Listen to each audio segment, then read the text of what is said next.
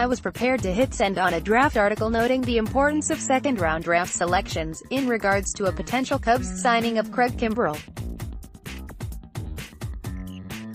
The Cubs added 3 second-round selections last June in Brennen Davis, Paul Richan, Cole Roederer. Any could end up being 10 or more wins above career producers, or any could get stranded along the way. Owners and executives have taken to developing their own, and don't like losing the option. Just before hitting send, I changed my emphasis for the week. I'm not a fan of redrafts. Bloggers tend to love redrafts. If teams knew now what they didn't know then, here's who they should have drafted. It gets to be very based on publicly available numbers. Many sports fans love numbers. What could possibly be annoying about a redraft? Shouldn't people be interested in what a team should have done umpteen years ago? After all, Stephen Curry should have been drafted before Johnny Flynn. What led to my shift was a comment from a college baseball fan, who noted a Pac-12 broadcast was repeatedly calling Adley Rutschman the best catching prospect in 50 years. I wasn't watching, so I have no context of the comments, but Buster Posey came up in my discussion of the comments. After all, Posey is clearly the best catching prospect in the last 15 years, right? His career has been fantastic. He went early in the first round, and was a top prospect much of the way.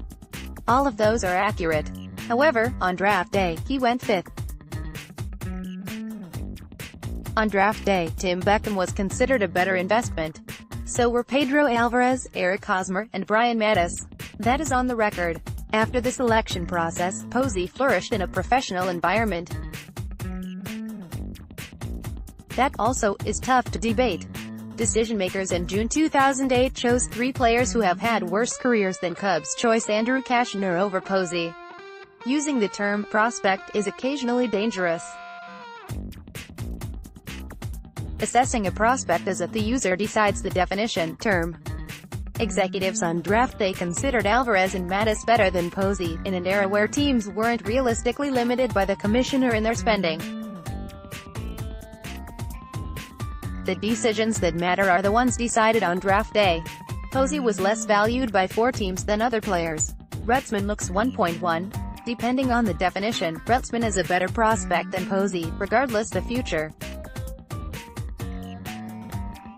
The Cubs will make selections in June, as with the last 50-odd Junes. The most important information is the information known before the draft. Information unearthed after, for instance, how Nico Hoerner would adjust to pro ball, is immaterial.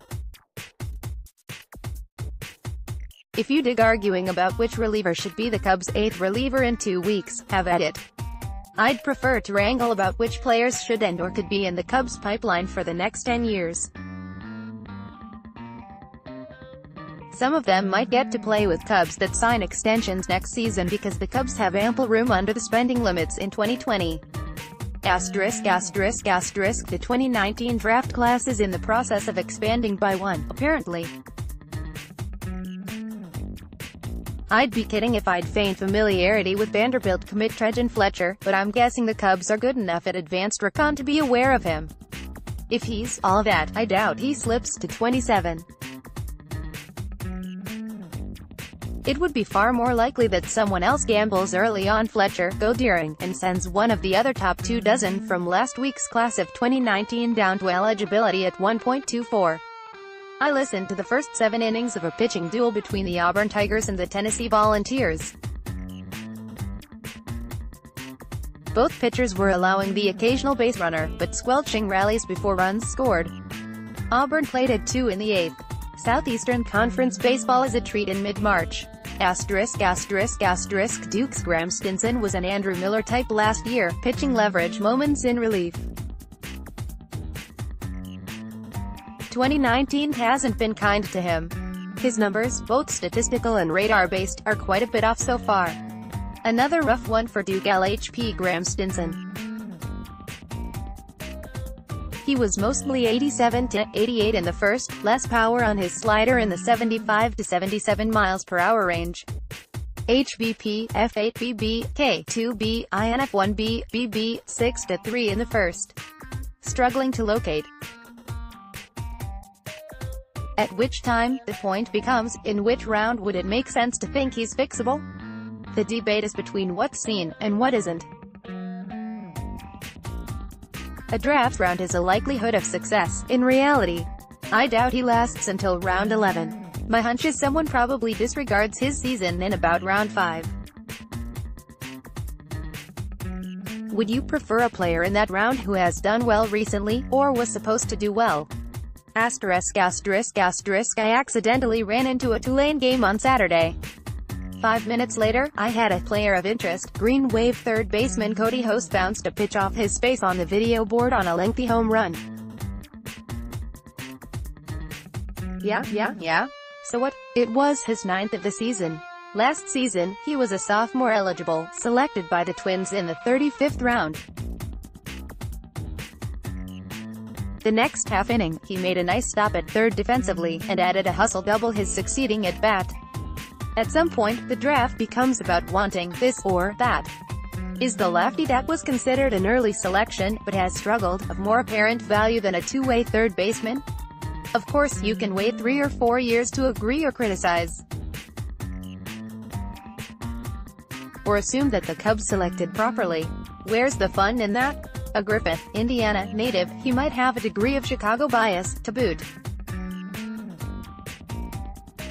Asterisk asterisk asterisk my top 27 for 1.27 cents. Who will the Cubs select first is a valid consideration. Here's our 27 names I'd be entirely good with the Cubs selecting first, in more or less preference order. Any "why this guy over that guy" ones are valid questions. I don't know which pitchers will be healthy for the next 3 years. Nor do I know who'll have 2. I can't believe he improved that much seasons in the next 3, which is how people make redrafts seem like a good idea. Adley Rutschman, catcher, Oregon State. C.J. Abrams, shortstop, H.S. Georgia. Andrew Vaughn, first base, California. Bobby Witt, Jr., shortstop, H.S. Oklahoma. Bryson Stott, shortstop, UNL. Riley Green, outfield, H.S. Florida. Shea Langeliers, catcher, Baylor. Michael Bush, first base, left field, North Carolina. Blade, right field, Vanderbilt. Corbin Carroll, right field, H.S. Washington. Daniel Espino, right-handed pitcher, H.S. Georgia. Cameron Misner, outfield, Missouri. Josh Young, third base, Texas Tech. Nick Lodolo, left-handed pitcher, TCU. Hunter Bishop, center fielder, Arizona State. Will Wilson, infield, North Carolina State. Matthew Allen, right-handed pitcher, H.S. Florida. George Kirby, right-handed pitcher, Elon Jackson. Rutledge, right-handed pitcher, St. Jacinto Junior College. Alek Manoah, right-handed pitcher, West Virginia. Garrett Hampton, outfielder, H.S. Tennessee. Trayan Fletcher, outfield, H.S. Maine. Braden Shoemake, infield, Texas A. 0%, 0 votes, 0%, 0 votes, 0%, 0 votes, 0%, 0 votes, 0 votes. Total vote now.